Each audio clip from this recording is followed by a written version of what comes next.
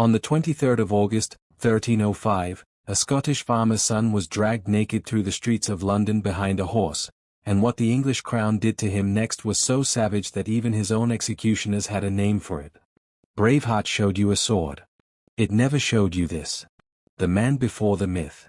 Before he was a legend carved into stone at Stirling, William Wallace was a name whispered in the hills of Renfrewshire, the son of a minor Scottish landholder, born into a country already bleeding under the weight of a foreign crown. England's King Edward I, a man history would later nickname the Hammer of the Scots, had spent years tightening his grip on Scotland, installing English sheriffs, English garrisons, English law. For an ordinary Scot, defiance meant death. For William Wallace, defiance became a calling. He was not a nobleman. He held no castle, commanded no standing army, answered to no crown. What he had was size, fury, and a country that had run out of patience. The stories say he was unusually tall for his time, broad through the shoulders, with a voice that could carry across a battlefield. Whether myth exaggerated his stature or not, what is certain is this: within a few short years, a landless Scotsman would humiliate the most powerful military machine in Europe, and pay for it with the most horrific execution the medieval world had devised. The spark, by most accounts, came from personal loss. English soldiers occupying the town of Lanark clashed with Wallace, and in the violence that followed, people close to him were killed. Grief curdled into rebellion. Wallace gathered men, farmers, foresters, the dispossessed, and began striking at English patrols in the shadows of the forests. It was not a war of knights and castles. It was a war of ambushes, of men who knew the land better than the invaders ever could. Stirling Bridge, the humiliation of an empire. By September of 1297, Wallace's ragtag resistance had grown into something England could no longer ignore. Alongside Andrew Murray, a nobleman leading his own uprising in the north, Wallace assembled a force to meet an English army at Stirling Bridge, a narrow wooden crossing over the River Forth that would become the graveyard of English ambition in Scotland. The English commanders, arrogant in their numbers, marched their heavy cavalry across the bridge two abreast, funneling themselves into a bottleneck on the far bank. Wallace and Murray waited. When enough English soldiers had crossed to be cut off from the rest of their army, the Scots struck. The bridge collapsed under the weight of retreating men. Armored knights, unable to swim in their steel, drowned in the Forth. Thousands of English soldiers died in the chaos, among them the hated treasure of Scotland, whose skin, legend claims, was flayed and turned into a belt. It was a catastrophic, humiliating defeat for England, and it made William Wallace, overnight, the guardian of Scotland. A commoner now held the authority of a king's regent. For a brief, blazing moment, Scotland breathed free air. Falkirk, the fall. Edward I did not forgive humiliation. In July of 1298, he marched north himself, bringing with him a weapon that would change the shape of Wallace's fate forever, the Welsh longbow. At the Battle of Falkirk, Wallace arranged his spearmen into tight defensive rings called schiltrons, bristling walls of steel meant to break any cavalry charge. It should have worked. It had worked before. But Edward did not send his knights first. He sent his archers. Volley after volley of arrows tore into the packed Scottish ranks from a distance no sword or spear could answer. The schiltrons broke. Wallace's army was slaughtered, and Wallace himself barely escaped the field alive. He resigned his guardianship in the aftermath, his authority broken, but not his defiance. For the next 7 years, Wallace became a ghost, fighting a guerrilla war, seeking allies in France, refusing again and again the pardons Edward offered to every other Scottish leader who would kneel. Every other rebel eventually submitted. Wallace never did. And that refusal is the exact reason Edward I wanted him dead more than any other man alive. The betrayal. By August of 1305, Wallace was one of the last free men of a defeated resistance, moving in secret through the country he had once nearly liberated. He was betrayed, handed over by a fellow Scot, a knight named John de Menteith, who had thrown in his lot with the English crown in exchange for power and land. Wallace was seized near Royston, close to Glasgow, in the grey hours of morning, bound, and delivered straight into English hands. There would be no ransom.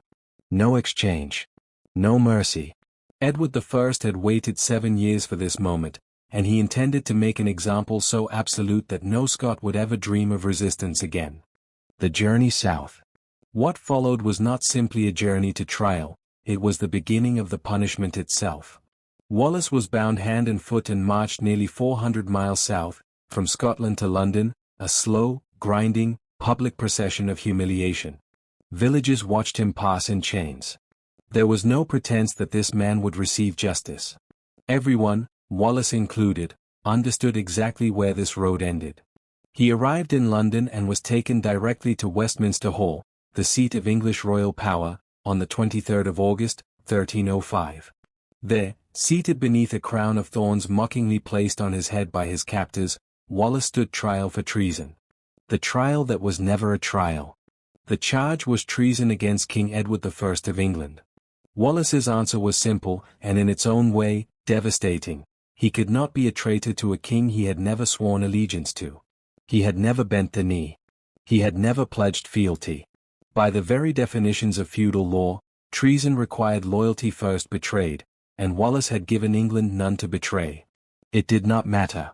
The verdict had been decided before Wallace ever set foot in the hall. Alongside treason, he was charged with atrocities against English civilians, sparing neither age nor sex, monk nor nun, the court declared, in language historians now recognize as one of the earliest formal war crimes prosecutions in recorded history. Guilty. The sentence, the most brutal punishment English law could inflict on a human body. Hanging, drawing, and quartering. What Braveheart never showed you. Hollywood gave William Wallace a death of a few agonized minutes on a wooden rack, defiant to his last breath, crying out a single word. The truth was longer, slower, and engineered specifically to maximize suffering while keeping the condemned man alive and conscious for as much of it as possible. First came the stripping. Wallace was stripped completely naked inside the Tower of London, a deliberate act of degradation before a single blow had even been struck. He was then bound to a wooden hurdle, a crude sled with no wheels, designed to drag along the filth of the road rather than roll smoothly over it. 2 horses were harnessed to the hurdle. And then began the drag, nearly 6 miles through the streets of London, from the Tower to a place called the Elms at Smithfield. Every rock, every rut, every cobblestone tore at his bare skin along the entire route. This alone would have been called torture in any other context. Here, it was merely the opening act. Crowds lined the route, not silent witnesses, but active participants. Edward's officials had ensured the public knew exactly who this man was and what he had done to English soldiers over the previous decade. The people did not watch in horror. Many watched in fury. They hurled rotten food, animal waste, and stones at the bound man being dragged past them. They beat him with sticks and rods as the hurdle rolled by. By the time Wallace reached Smithfield, he had already endured hours of continuous physical punishment before the actual execution had even begun. At Smithfield, a gallows waited. Wallace was hanged by the neck, but this was not an execution meant to kill by hanging. The rope was designed to strangle him nearly to the point of death, and then, at the critical moment, he was cut down. Still alive. Still conscious. This was the entire design of the punishment. No single act was meant to kill him outright. Each stage was calculated to inflict maximum agony while preserving just enough life for the next one. What came next is the part almost no film has ever dared depict fully. While Wallace lay on the platform, still breathing, the executioner castrated him, cutting away his genitals in front of the assembled crowd. Then came the disembowelment. His abdomen was opened, and his intestines were drawn out of his body while he was, by most historical accounts, still alive to feel it. His entrails were then burned in a fire lit directly in front of him, close enough that he could watch the flames consume part of his own body. Only after this, after the mutilation, after the burning, was William Wallace finally beheaded. His heart, some accounts state, was cut from his chest as well. Whether he was technically alive for every stage or had finally succumbed by the disembowelment is debated among historians, but the design of the punishment leaves little doubt about the intention: to keep him suffering, aware, and helpless for as long as the human body would allow. Even in death, the punishment continued. His body was cut into 4 separate quarters. His head was dipped in tar to preserve it against decay and mounted on a spike on London Bridge, where it would remain on public display for years, a warning to every traveler entering the city. His limbs, his arms, his legs, were sent to the four corners of the kingdom England most feared would rebel: Newcastle, Berwick, Stirling, and Perth, nailed up in public view as a message written in human remains. The message that backfired. Edward I intended William Wallace's execution to be the final word on Scottish resistance, a punishment so absolute, so publicly grotesque, that no Scot would ever again dare lift a sword against England. For a brief moment, it seemed to work. Scotland's resistance had lost its most stubborn symbol.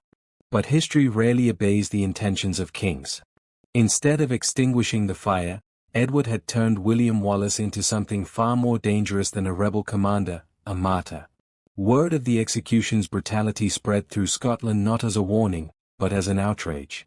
Within a year, Robert the Bruce, who had wavered between English favour and Scottish loyalty for most of his life, crowned himself King of Scots and picked up the banner Wallace had carried. The war for Scottish independence did not end at Smithfield. It was reignited there.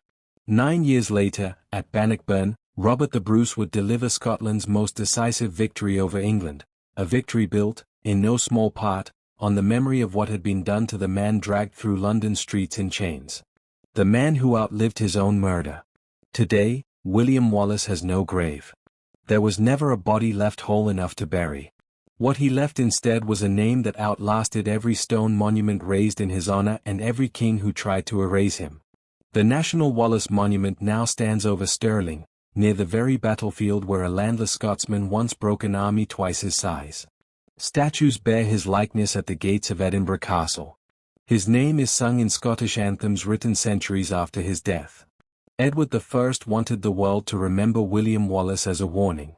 Instead, the world remembers him as proof that a single act of defiance, however brutally punished, can outlive the empire that tried to erase it. This is the death Braveheart never fully showed you. Not because the truth was too small for the screen, but because it was too horrifying for one.